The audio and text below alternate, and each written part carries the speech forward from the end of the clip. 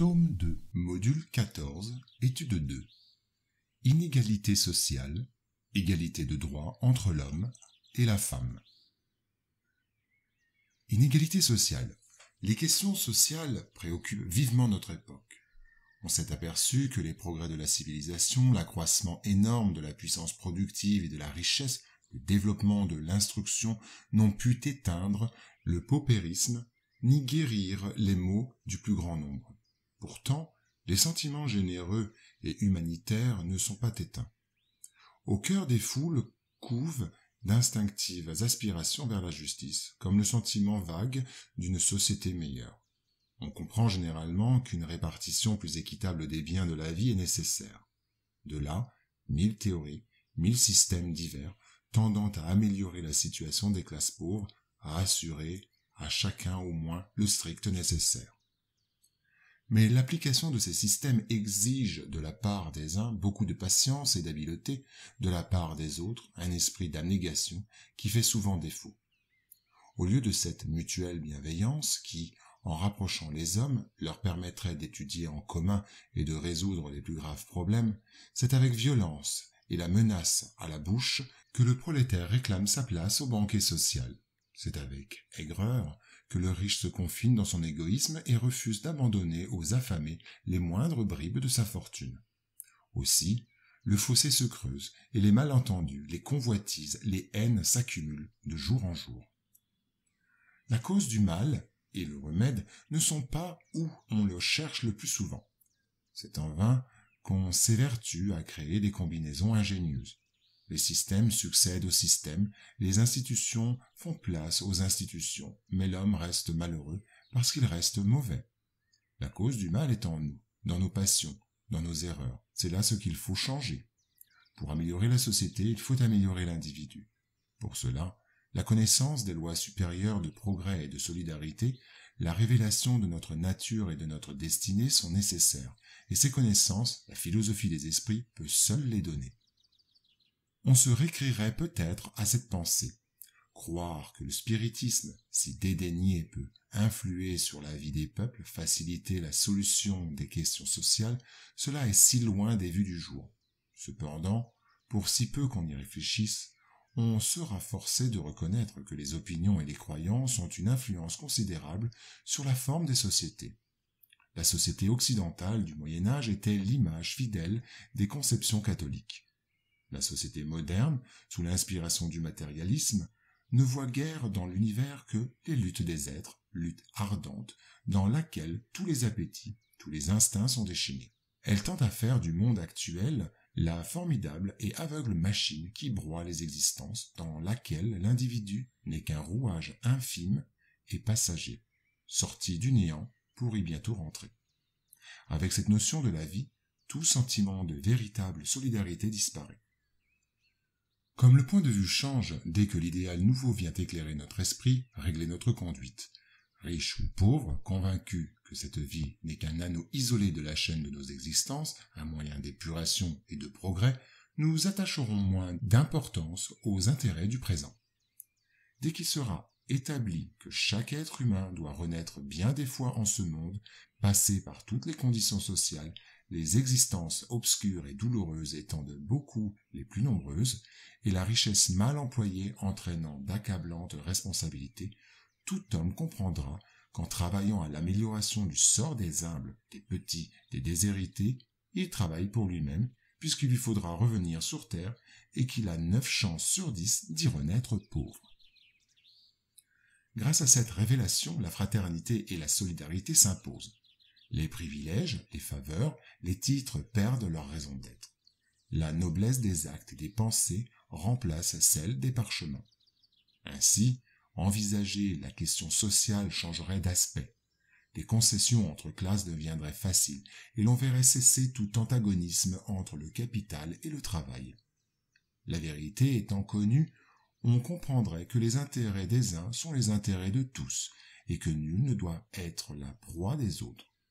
De là, la justice dans la répartition, et avec la justice, au lieu de rivalité haineuse, une mutuelle confiance, l'estime et l'affection réciproque, en un mot, la réalisation de la loi de fraternité, devenue la seule règle entre les hommes. Comme on le voit, plusieurs facteurs importants interviennent dans la composition ou l'encadrement du problème social, desquels se distinguent par leur généralité le capital et le travail. Mais sans considérer un autre facteur très important, il est impossible de trouver la solution. Le problème social est l'éthique, sans laquelle il ne peut être résolu. Ajoutons donc cet autre facteur très important au premier, et nous aurons la clé de la solution. L'amour. Voici le facteur le plus important qui, avec le capital et le travail, forme la trinité de la question. Ainsi, on peut dire que les inégalités sociales sont la meilleure preuve de la vérité de la réincarnation, par laquelle chaque esprit a sa position bien définie de régénération et de rachat. Ainsi, ceux qui, par exemple, ont été le plus élevés dans une existence sont abaissés au dernier rang dans une existence suivante s'ils ont été dominés par l'orgueil et l'ambition.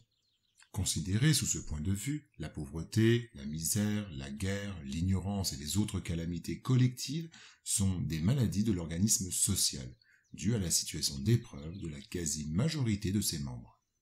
À l'issue de la cause pathogénique par l'illumination spirituelle de tous en Jésus-Christ, la maladie collective sera éliminée de l'environnement humain.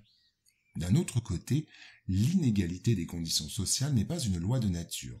Elle est l'œuvre de l'homme et non celle de Dieu. Ainsi, elle disparaîtra un jour avec la prédominance de l'orgueil et de l'égoïsme. Il ne restera que l'inégalité du mérite. Un jour viendra où les membres de la grande famille des enfants de Dieu ne se regarderont plus comme de sang plus ou moins pur. Il n'y a que l'esprit qui est plus ou moins pur, et cela ne dépend pas de la position sociale. Maintenant, voyons l'égalité des droits entre les hommes et les femmes. La question sociale n'embrasse pas seulement les rapports des classes entre elles. Elle concerne aussi la femme, à laquelle il serait équitable de donner, avec l'exercice de ses droits naturels, une situation digne d'elle si l'on veut voir la famille plus forte, plus morale, plus unie. En effet, l'homme et la femme sont égaux devant Dieu et ont les mêmes droits puisque Dieu a donné à tous les deux l'intelligence du bien et du mal et la faculté de progresser. L'infériorité de la femme dans quelques pays est due à l'empire injuste et cruel que l'homme a pris sur elle. C'est un résultat des institutions sociales et de l'abus de la force sur la faiblesse. Chez les hommes peu avancés au point de vue moral, la force fait le droit. Remarquons, cependant, que la constitution physique plus faible de la femme par rapport à l'homme a pour but de lui assigner des fonctions particulières. L'homme est pour les travaux rudes, comme étant le plus fort, la femme pour les travaux doux, et tous les deux pour s'entraider et passer leurs épreuves d'une vie pleine d'amertume. Ainsi, Dieu a approprié l'organisation de chaque être aux fonctions qu'il doit accomplir. S'il a donné à la femme une moins grande force physique, il l'a douée en même temps d'une plus grande sensibilité en rapport avec la délicatesse des fonctions maternelles et la faiblesse des êtres conviés à leurs soins. Suite à ces enseignements, le professeur Rivail demande aux esprits supérieurs. Une législation, pour être juste, doit-elle consacrer l'égalité des droits entre l'homme et la femme ? Les esprits ont répondu. Des droits oui, des fonctions non. Il faut que chacun ait une place attitrée.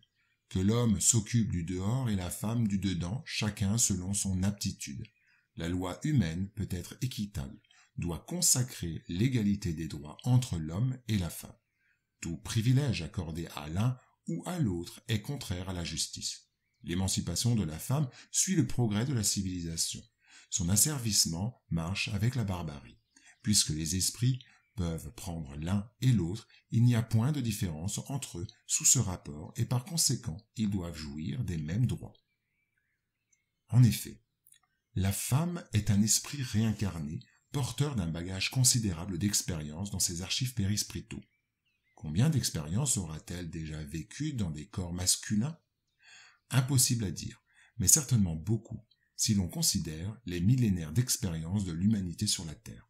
Pour définir la femme moderne, il faut ajouter aux considérations le difficile chemin de l'émancipation féminine. La femme d'aujourd'hui ne vit pas dans un contexte culturel où les rôles des deux sexes sont définis selon des contours précis. La société actuelle n'attend pas seulement de la femme qu'elle abrite et nourrisse les nouveaux individus, elle exige également qu'elle soit capable de donner sa part de production à la collectivité.